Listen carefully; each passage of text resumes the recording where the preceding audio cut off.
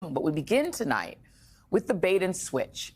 Even as grocery prices are soaring, despite Trump's promises to lower them starting on day one of his second presidency.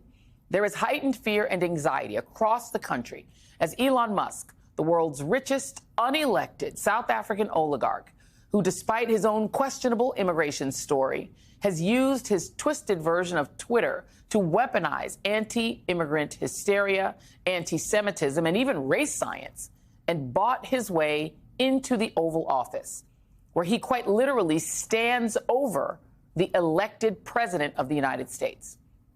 And he's now taking a buzzsaw to American democracy and gutting services that millions of Americans rely on, burning our government to the ground and salting the ashes. We do need to delete entire agencies as opposed to leave part of them behind. Because if you leave part of them behind, it's easy. It's kind of like if leaving a weed. If you don't remove the roots of the weed, then it's easy for the weed to grow back. But if you remove the roots of the weed, it doesn't stop weeds from ever growing back, but it makes it harder. So we have to really delete entire agencies, many of them.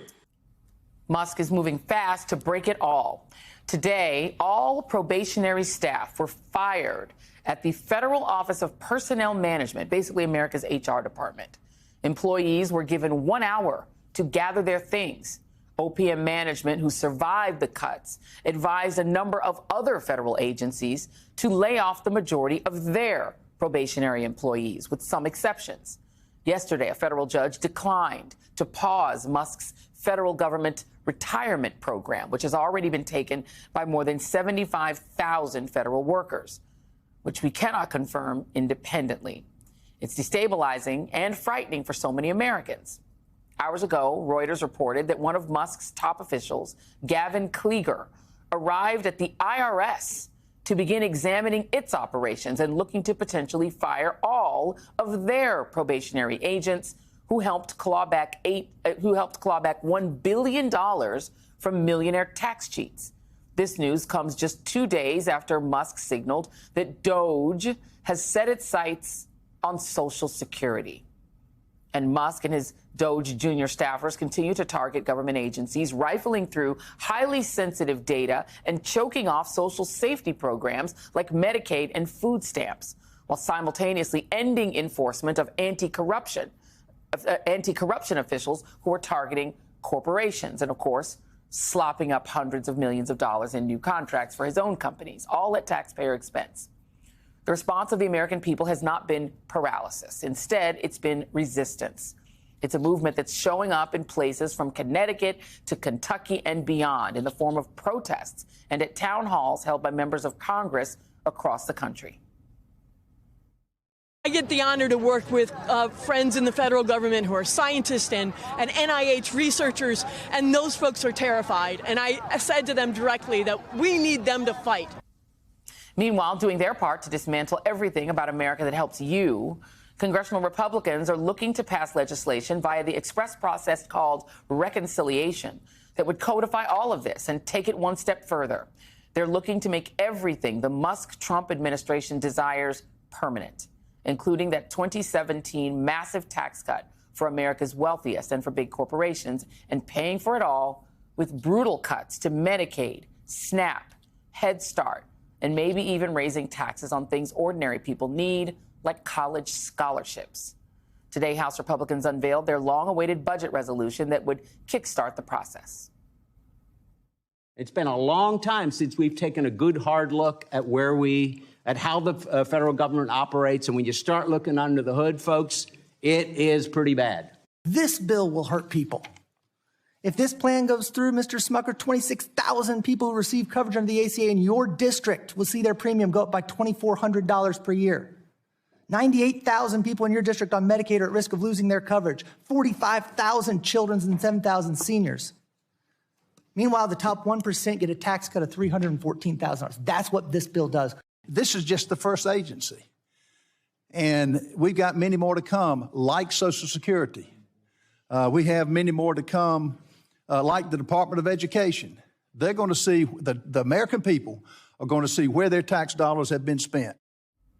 Joining me now is House Democratic Leader Hakeem Jeffries. Leader Jeffries, thank you so much for being here. I think it's become very clear that the cut and slash and burn of these federal agencies, pushing out federal employees and zeroing out programs like USAID, et cetera, is the bait. And the switch is they're going to ram through this tax cut that's going to mainly benefit the top 1% income earners and big corporations, and they're going to make poor people, people on Medicaid, pay for it, people on food stamps. So my question to you, you have said in the past that you're looking to negotiate with your Republican colleagues. We want to find bipartisan common ground in funding the government to meet the needs of the American people.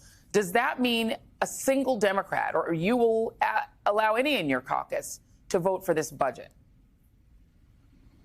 Well, it's great to be with you, Joy. We got two things going on at the same time. There's the funding of the federal government, and that is approaching a March 14th deadline. And traditionally, the appropriators, House Democrats, House Republicans, Senate Democrats, and Senate Republicans sit down and try to find common ground on an agreement that meets the needs of the American people in terms of their health, their safety, their national security, and their economic well-being in the context of funding the federal government's operations. Separate and apart from that, and we'll see what happens as we approach March 14th in that regard. But separate and apart from that is the Republican effort to jam a budget down the throats of the American people, which is in connection with the hearing that is ongoing today. That is at the heart and soul of the Republican bait and switch. First, they promised the American people that they would drive down the high cost of living. They've lied.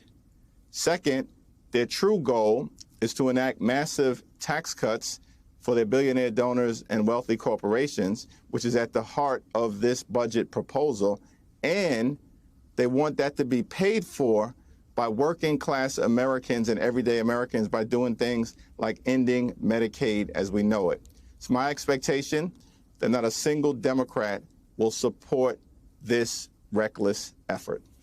What's the point of passing a budget if Republicans have already conceded that they're not in charge, that Congress is not in charge of spending money, Elon Musk is?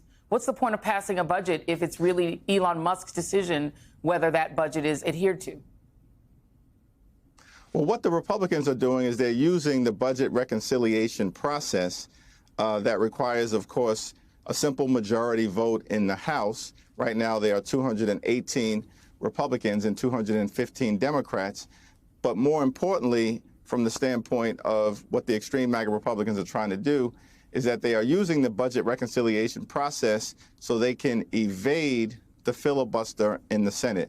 Effectively, they want to try to jam this budget down the throats of the American people in a partisan way. It's not something that Democrats, of course, would ever be expected to support. But the key point in the House, given the closeness of the margins, is that to stop any of this bad stuff from happening, it only takes 3 House Republicans to do the right thing on behalf of the people that they represent, to stand up for children and seniors and people with disabilities and veterans who will be hurt badly by this Republican budget proposal. But we've seen, Leader Jeffries, that there aren't 3. There aren't any. If Donald Trump announced tomorrow that he was selling the United States to Vladimir Putin personally and that we will now be owned by the Kremlin, every single Republican would say, yes, sir, and vote for it. We already have seen their behavior. We've stopped, I think most of us have stopped expecting any different behavior from them. So the question to me is the leverage that Democrats have at this point is coming up in March, and Republicans have never been shy about using the debt limit to hold Democrats hostage. You all now are the ones in a position to do that, to essentially attempt to prevent the debt limit from being raised by withholding any support, any help, any assistance. Are you prepared to use that leverage and say, if you all want to shut the government down, do it by yourselves? Well, the Republicans have the responsibility to fund the government. That's clear as it approaches the March 14th deadline. With respect to the debt ceiling, we already rejected a Republican effort in late December to try to give Donald Trump a $4 trillion blank check by suspending the debt ceiling for either 2 to 4 years so he could enact the GOP tax scam. Democrats are on record rejecting that. We did it in December. Now, with respect to when we will actually hit the debt ceiling, that is likely to come at some point as early as June 1st. It could come as late as August 1st. So that's an issue that we'll have to tackle in a couple of months. Are you willing to help them raise the debt limit at all? Why not just say no? We've already said no, Joy. Okay.